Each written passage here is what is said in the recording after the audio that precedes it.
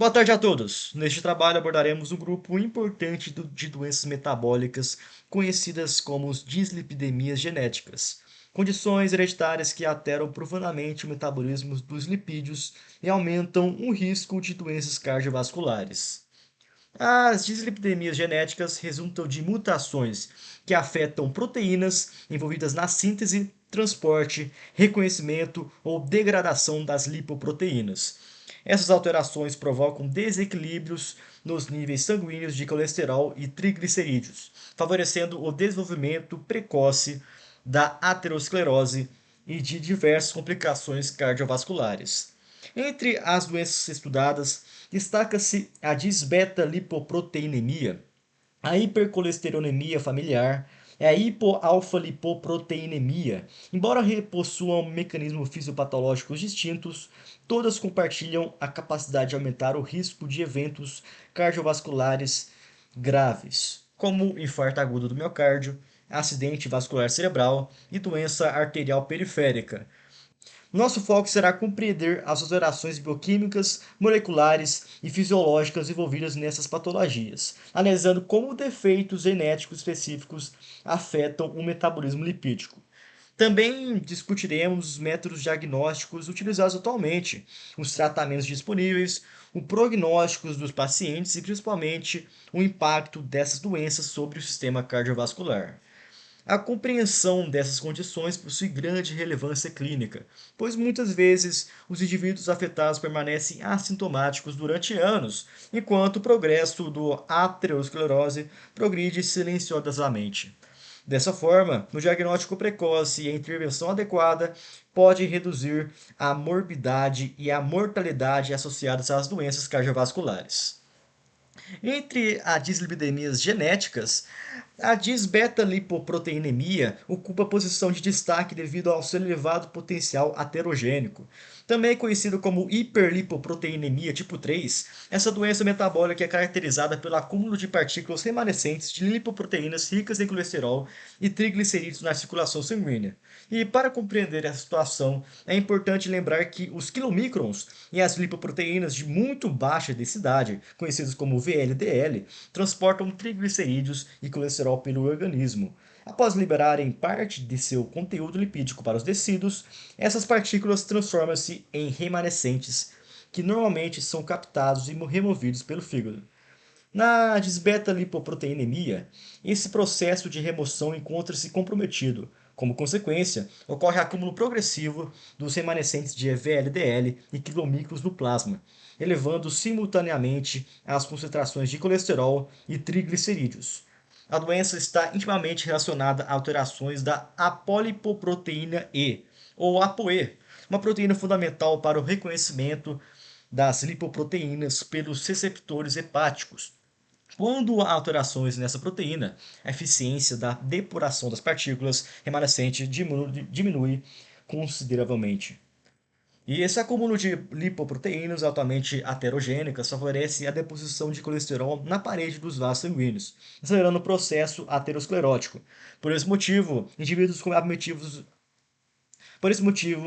acometidos apresentam maior probabilidade de desenvolver aterosclerose precoce e eventos cardiovasculares importantes em idades mais jovens do que a população geral. Além das manifestações cardiovasculares, os pacientes podem apresentar sinais clínicos característicos, como xantomas cutâneos e alterações visíveis decorrentes do excesso de lipídios circulantes, tornando essa doença uma condição de grande interesse tanto para a bioquímica quanto para a prática clínica. Do ponto de vista bioquímico, a desbeta-lipoproteinemia apresenta característica bastante específica. O principal achado laboratorial é o aumento simultâneo dos níveis de colesterol total e triglicerídeos, diferente de outras dislipidemias, nas quais apenas uma dessas frações encontra-se elevada. Em muitos pacientes, os valores plasmáticos de colesterol total e triglicerídeos variam entre aproximadamente 300 e 600 mg por decilitro, embora concentrações ainda maiores podem ser observadas em alguns casos. Esse perfil lipídico reflete diretamente o acúmulo de partículas remanescentes circulantes. Outro aspecto importante é que os níveis de LDL, popularmente conhecido como colesterol ruim, pode permanecer normais ou apresentar discreta redução.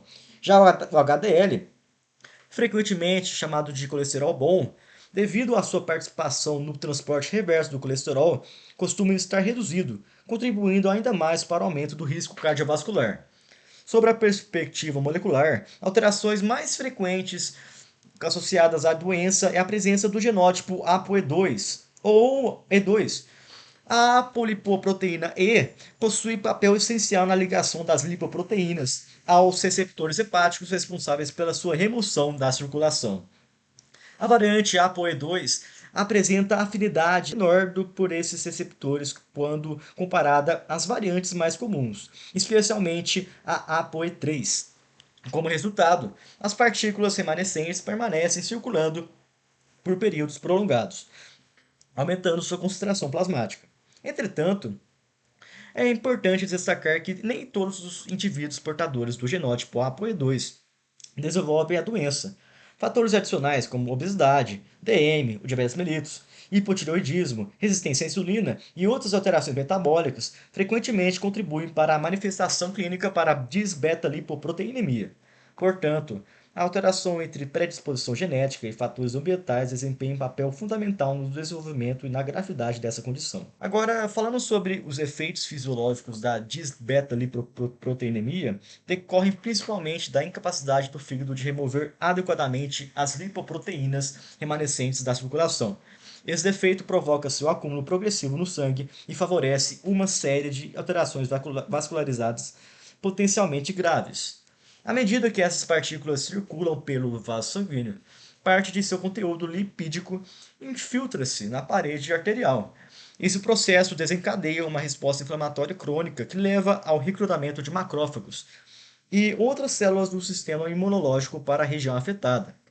Os macrófagos passam a absorver grandes quantidades de colesterol, transformando-se em células espumosas, consideradas um dos primeiros marcos histológicos da aterosclerose. Com o passar do tempo, ocorre a formação de placas ateroscleróticas cada vez maiores, compostas por lipídios, células inflamatórias, tecido fibroso e material necrótico. Essas placas reduzem progressivamente o calibre dos vasos sanguíneos e comprometem o fluxo sanguíneo para diferentes órgãos. Como consequência, aumenta o risco de doenças arteriais coronarianas, responsáveis pelo quadro de angina e infarto agudo do miocárdio. Além disso, a aterosclerose pode afetar artérias periféricas, especialmente nos membros inferiores, causando doença arterial periférica. Nesses casos, os pacientes podem apresentar dor durante a caminhada, diminuindo da perfusão tecidual e, em condições mais graves, risco de ulcerações e necrose. Do ponto de vista histológico, observa-se placas ateroscleróticas contendo extensos núcleos lipídicos, acúmulo de células espumosas e intensa resposta inflamatória local. Agora, após compreender os mecanismos bioquímicos e fisiopatológicos da disbeta-lipoproteinemia, é fundamental discutir como essa doença é diagnosticada, tratada e qual sua evolução clínica ao longo do tempo. O diagnóstico geralmente inicia-se por meio do perfil lipídico, exame laboratorial que demonstra elevação simultânea dos níveis de colesterol total e triglicerídeos. Esse padrão é um importante indicativo da presença da doença, especialmente quando associado a sinais clínicos sugestivos e histórico familiar compatível. Para uma investigação mais detalhada, pode utilizar a eletroforese de lipoproteínas. Exame capaz de identificar alterações específicas na distribuição das frações lipídicas plasmáticas. Outro aspecto importante é a redução ou eliminação do consumo de bebidas alcoólicas, já que o álcool pode aumentar a produção hepática de triglicerídeos e favorecer o acúmulo de lipoproteínas remanescentes. Além disso, condições associadas como diabetes mellitus e hipotireoidismo devem ser rigorosamente controladas, pois frequentemente contribuem para a manifestação da doença. Quando as medidas do estilo de vida não são suficientes, torna-se necessária a terapia medicamentosa. Os cibratos são considerados a primeira linha de tratamento, devido à sua eficácia na redução de triglicerídeos e das partículas remanescentes. Em situações de medicamentos como os estatinas, ácidos graxos, ômega 3 e ezetimibe, visando otimizar o controle lipídico e reduzir o risco cardiovascular. O prognóstico depende diretamente da precocidade do diagnóstico e da adesão ao tratamento. Quando adequadamente tratada, a doença apresenta significativa redução do risco de complicações cardiovasculares. Por outro lado, a ausência de tratamento favorece a progressão acelerada da aterosclerose e aumenta a probabilidade de infarto, acidente vascular cerebral e outras manifestações cardiovasculares precoces. Outro importante dislipidemia genética é a hipercolesterolemia familiar, considerada uma das doenças hereditárias mais comuns relacionadas ao metabolismo lipídico. Trata-se de uma condição genética geralmente transmitida por herança autossômica dominante, o que significa que a presença de apenas uma cópia alterada do gene já pode ser suficiente para causar a doença. Como consequência, os indivíduos afetados apresentam níveis elevados de LDL desde o nascimento, muitas vezes permanecendo sem diagnóstico durante anos. O LDL, conhecido popularmente como colesterol ruim, possui papel fundamental no transporte de colesterol para os tecidos periféricos. Quando presente em concentrações excessivas, torna-se altamente caterogênico, promovendo o acúmulo de colesterol na parede arterial e acelerando o desenvolvimento de aterosclerose. Diretamente da aterosclerose observada na população geral, que costuma se desenvolver ao longo de várias décadas, a hipercolesterolemia familiar, desse processo pode iniciar ainda na infância ou adolescência. Dessa forma, indivíduos jovens podem apresentar alterações vasculares muito antes do esperado para sua faixa etária. Essa condição está associada a um risco substancialmente aumentado de eventos cardiovasculares, principalmente infarto agudo e do miocárdio, angina. Sem diagnóstico e tratamento adequados, muitos pacientes desenvolvem complicações cardiovasculares décadas antes da população sem a doença. A hipercolesterolemia familiar pode manifestar-se sobre duas formas principais. A forma heterozigótica ocorre quando um dos genes herdados, já a forma homozigótica ocorre quando ambos os alelos estão alterados, resultando em níveis extremamente elevados de LDL e em manifestações cardiovasculares muito precoces e graves. Por esse motivo, a hipercolesterolemia familiar é considerada uma condição de grande relevância em cardiologia preventiva, exigindo rastreamento familiar, diagnóstico precoce e acompanhamento contínuo para minimizar suas consequências. Para compreender a origem da hipercolesterolemia familiar, é necessário analisar as alterações moleculares responsáveis pela doença. Essa condição resulta de mutações em genes que participam do metabolismo e da remoção do LDL colesterol da circulação. O gene mais frequentemente afetado é o LDLR, responsável pela produção do receptor de LDL presente principalmente nos hepatócitos. Esse receptor atua captando partículas de LDL do sangue e promovendo sua remoção. Quando ocorre uma mutação do gene LDL remanescente, ou LDLR, a quantidade ou a funcionalidade desses receptores torna-se reduzida. Como consequência, o fígado perde eficiência na captação do LDL, permitindo o seu acúmulo progressivo na circulação sanguínea. Outro gene importante é o ApoB. As mutações nesse gene alteram a estrutura da apolipoproteína B, componente fundamental para a ligação entre a partícula de LDL e seu receptor. Mesmo quando os receptores estão presentes, a ligação pode ocorrer de forma inadequada, reduzindo a remoção do colesterol circulante. Também merece destaque o gene PCSK9. Algumas mutações promovem ganho de função dessa proteína, aumentando a degradação dos receptores de LDL. Dessa forma, menos receptores permanecem disponíveis na superfície hepática para capturar o colesterol plasmático. Mais raramente pode ocorrer mutações no gene LDL-RAP1, responsável por proteínas envolvidas no processo de internalização das partículas de LDL após sua ligação ao receptor. Independente do gene afetado, a consequência fisiológica final é semelhante. Ocorre diminuição da captação hepática do LDL colesterol e, como resultado, essa lipoproteína permanece circulando por períodos prolongados em concentrações muito elevadas. O excesso de LDL favorece a infiltração do colesterol na camada íntima das artérias, desencadeando processos inflamatórios crônicos que culminam na formação de placas ateroscleróticas.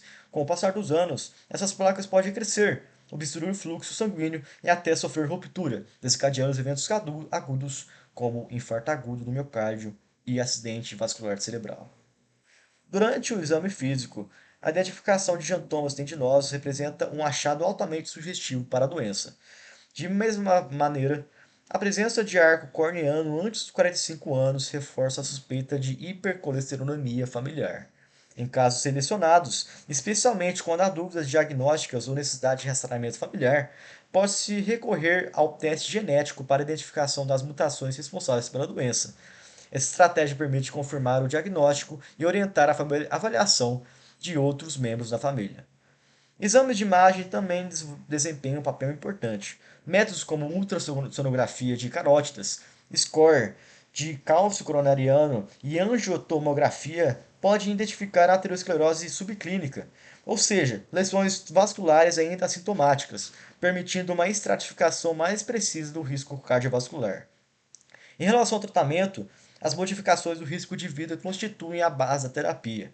Recomenda-se redução do consumo de gorduras saturadas e colesterol alimentar, além do aumento da ingestão de fibras, frutas, vegetais, leguminosas e cereais integrais. A dieta mediterrânea é frequentemente indicada devido aos seus benefícios comprovados sobre a saúde cardiovascular. Esse padrão alimentar prioriza azeite de oliva, peixes, oleaginosas, vegetais e alimentos minimamente processados, contribuindo para o controle dos níveis lipídicos. Entretanto, devido à origem genética da doença, as mudanças comportamentais isoladamente costumam ser insuficientes. Por isso, a maioria dos pacientes necessita dos medicamentos redutores de LDL. As estatinas representam a principal opção terapêutica, reduzindo a produção hepática de colesterol e aumentando a expressão dos receptores de LDL. Nos casos mais graves, especialmente quando as metalipídicas não são alcançadas, podem ser utilizados os inibidores de PCSK9. Esses medicamentos aumentam a disponibilidade dos receptores hepáticos de LDL, promovendo reduções expressivas dos níveis plasmáticos de colesterol. Passando agora para outra importante dislipidemia genética, abordaremos a hipoalfa-lipoproteinemia, condições caracterizadas pela redução dos níveis de HDL colesterol circulante. O HDL, frequentemente conhecido como colesterol bom, desempenha papel fundamental na manutenção da saúde cardiovascular. Sua principal função é a realização do transporte reverso do colesterol, removendo o excesso desse lipídio dos tecidos periféricos e das paredes vasculares e transportando-o de volta ao fígado para metabolização e eliminação. Quando os níveis de HDL encontram-se reduzidos, essa importante via protetora torna-se menos eficiente. Como consequência, o colesterol tende a permanecer por mais tempo nos tecidos e vasos sanguíneos, favorecendo a progressão da aterosclerose. A hipoalfa-lipoproteinemia pode ser classificada em duas categorias principais. A forma primária possui origem hereditária e resulta de mutações genéticas que afetam a síntese, estrutura ou funcionamento das partículas de HDL. Já a forma secundária ocorre em decorrência de outras condições clínicas ou fatores ambientais. Além de participar do transporte reverso do colesterol, o HDL exerce diversas funções protetoras adicionais. Ele apresenta propriedades antioxidantes, anti-inflamatórias e antitrombóticas, ajudando a preservar a integridade do endotélio vascular e a reduzir o processo inflamatório envolvido nas formações das placas ateroscleróticas. Após compreender as alterações bioquímicas e moleculares da hipoalfa-lipoproteinemia, torna-se fundamental analisar suas repercussões cardiovasculares, que representam as principais consequências clínicas dessa condição. A principal complicação associada à redução da HDL colesterol é o aumento do risco da aterosclerose, como discutido anteriormente. O HDL exerce papel essencial no transporte reverso do colesterol, removendo o excesso de lipídios das células e da parede dos vasos sanguíneos. Quando seus níveis estão reduzidos, essa função protetora torna-se menos eficiente. Consequentemente, maiores quantidades de colesterol permanecem depositadas nos tecidos vasculares, favorecendo a progressão das lesões ateroscleróticas. Além disso, as diminuições do HDL reduzem importantes mecanismos antioxidantes e anti-inflamatórios responsáveis pela proteção do endotélio vascular.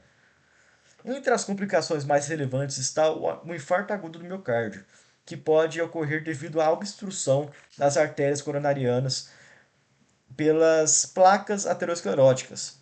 Da mesma forma, o comprometimento das artérias cerebrais aumenta o risco de acidente vascular cerebral, popularmente conhecido como AVC. Sob o aspecto histológico, observa-se deposição progressiva de lipídios na parede vascular, especialmente na camada íntima das artérias. Esse processo favorece o recrutamento de células inflamatórias e a formação de células espumosas, contribuindo para o desenvolvimento das placas ateroscleróticas. Com o passar do tempo, essas placas podem aumentar de tamanho, comprometer o fluxo sanguíneo e predispor à ocorrência de eventos cardiovasculares graves. Portanto, embora muitas vezes silenciosa, a hipoalfa-lipoproteinemia representa um importante fator de risco para doenças cardiovasculares e exige monitoramento adequado para prevenir complicações futuras. Em relação ao diagnóstico dessa doença, a avaliação clínica e laboratorial desempenha papel fundamental na identificação da doença e na estimativa do risco cardiovascular associado. O diagnóstico clínico geralmente começa pela análise do histórico pessoal e familiar do paciente. A presença de familiares com doença cardiovascular precoce, especialmente infarto agudo do miocárdio, AVC em idades jovens, pode indicar predisposição genética para alterações no metabolismo lipídico. Outro aspecto importante é a investigação de antecedentes de hiperlipidemia ou de fatores de risco cardiovasculares associados, como hipertensão arterial, diabetes, obesidade e tabagismo. Essas informações auxiliam na interpretação dos resultados laboratoriais e na estratificações do risco cardiovascular. Em alguns pacientes, especialmente nas formações hereditárias, pode ocorrer redução da apolipoproteína AI, proteína essencial para a estrutura de funcionamento das partículas de HDL. Sua dosagem pode fornecer informações adicionais sobre a gravidade da alteração metabólica. Quando existe forte suspeita de origem genética, pode-se realizar investigações moleculares por meio de testes genéticos capazes de identificar mutações em genes envolvidos na formação e função do HDL, como o gene ABCA1. Esses exames são particularmente úteis para confirmação diagnóstica e aconselhamento familiar. Esses exames permitem detectar lesões precoces, muitas vezes antes do aparecimento de sintomas, contribuindo para a intervenção terapêutica mais eficaz e para a prevenção de eventos cardiovasculares futuros. Concluímos nossa apresentação sobre dislipidemias genéticas e seu impacto cardiovascular. Agradecemos aos integrantes do grupo, Mariane Paiva de Magalhães, Breno Prisciliano Vilar de Andrade, Davi Melo Vilela, Mariana Santana Arantes, Marina Anderson e Mariana Rezende Barbosa, cuja colaboração foi fundamental para o desenvolvimento dessa pesquisa. Muito obrigado pela atenção de todos.